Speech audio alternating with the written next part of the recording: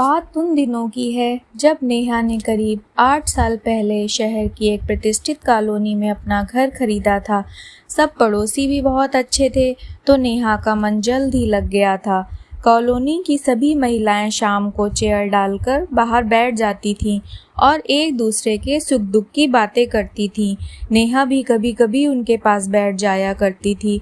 कुछ आंटियों के बेटों की शादी हो चुकी थी, तो वे अपने बहुओं की भी चर्चा करती थीं कि हमारी बहू तो हमारा कहना ही नहीं मानती, हमसे बिना पूछे मार्केट चली जाती है, कभी सिनेमा हॉल चली जाती है अपने दोस्तों के साथ और हमसे ज़्यादा बात भी नहीं करती। अभी तो हमारे हाथ पैर चल रहे हैं, अभी से ये हाल है तो बुढ़ापे में ऐसी बहुओं से क्या उम्मीद लगाई जाए। सच में ज़माना कुछ ज़्यादा ही रफ्तार पकड़ चुका है। खैर, अब जो होगा देखा जाएगा। उन लोगों की टोली में सरिता जी भी बैठती थीं। उनका बेटा भी शादी लायक हो चुका था। जब भी वे दूसरी महिलाएं उनकी बहुओं की चर्चा करती, तभी सरिता जी उन्हें बीच में ही टोक दिया करती थीं और कहती, शायद आप भी अपनी बहुओं से अच्छा बर्ताव नहीं करती होंगी, तभी तो बहुएं आप लोगों का कहना नहीं मानती। देखना, जब मेरे बिट्टू की शादी होगी और मेरे घर बहू आएगी तो मैं रख कर दिखाऊंगी आपको बहू कैसे रखी जाती है। मैं तो अपनी बहू का पूरा ख्याल रखूंगी और जो भी वह करना चाहेगी सब करने दूंगी। जैसे मैं अपनी बेटी को प्यार करती हूँ और उसकी सारी इच्छाएं पूरी करती हूँ, ठीक ऐसे ही बहू को भी पूरा सम्मान दूंगी, क्योंकि वो भी किसी के घर की बेटी है ना।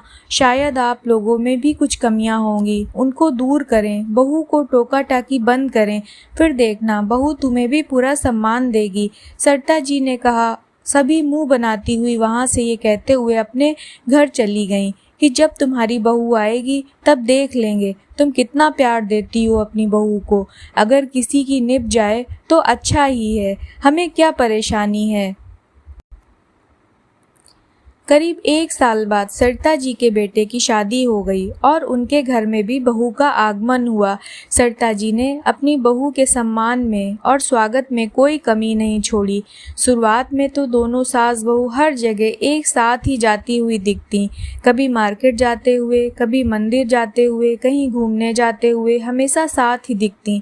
नेहा भी सोचती, सरिता जी सच ही तो कहा करती थी कि मैं बहू को बेटी के जैसे रखूंगी।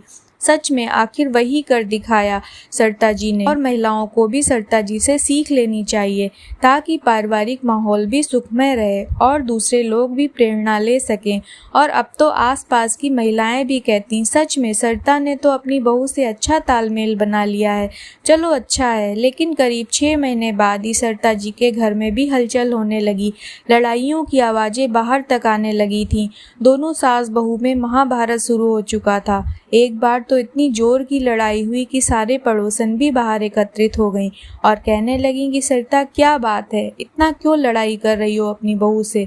तभी सरिता जी कहने लगीं, आप लोग सही कह रही थीं, आजकल की बहुएं ऐसी ही होती हैं। देखो ना कैसे मेरे सामने जुबान चला रही है और कह रही है कि मैं अपने कॉलेज की सहेलियों के साथ घूमने जा रही हूँ मनाली। बताओ, ये भी कोई लड़की थोड़ी है, आखिर बहू है घर की, ऐसे थोड़ी चलेगा। इतनी छूट तो नहीं दे सकती ना मैं। बेटा भी नहीं है घर पर, वो भी अपनी ऑफिस मीटिंग के लिए बाहर गया है और इन मैडम को मजे करने की पड़ी है। आप लोग ही बताएं, क्या ये सही बात है। तभी वे सब कहने लगी, बहू तो बेटी जैसी है ना तुम्हारे लिए, तो जाने दो ना, इतना क्यों झगड़ रही हो। तुम हमें तो बड़ा संस्कारों का पाठ पढ़ा रही थी, अब पता चला कथनी और करनी में बहुत फर्क होता है। सरिता, सच कहें तुम भी अपनी बहू को बेटी ना बना पाई। नेहा तो ये सोच सोच कर हैरान थी कि क्या ये वही सरिता जी हैं जो बाकी महिलाओं को उनकी बहू की बुराई करने से रोकती थी। आज वही सरिता जी ने अपना तमाशा पूरे मोहल्ले में करवा लिया। बहू को बेटी मानने वाली सरिता जी की सोच बहू के आने के चंद दिनों बाद ही कैसे बदल गई। काश अगर सरिता जी अपनी उसी सोच को कायम रखती तो इतना बवाल नहीं खड़ा होता, क्योंकि बहू सहेलियों के साथ घूमने ही तो जाना चाहती थी, इसमें क्या गलत है। अगर उनकी बेटी जाती तो क्या वे मना करती? शायद नहीं ना। काश अगर हर एक बहू को एक बेटी जैसा प्यार मिले तो घर की खुशहाली में 4 चांद लग जाएं।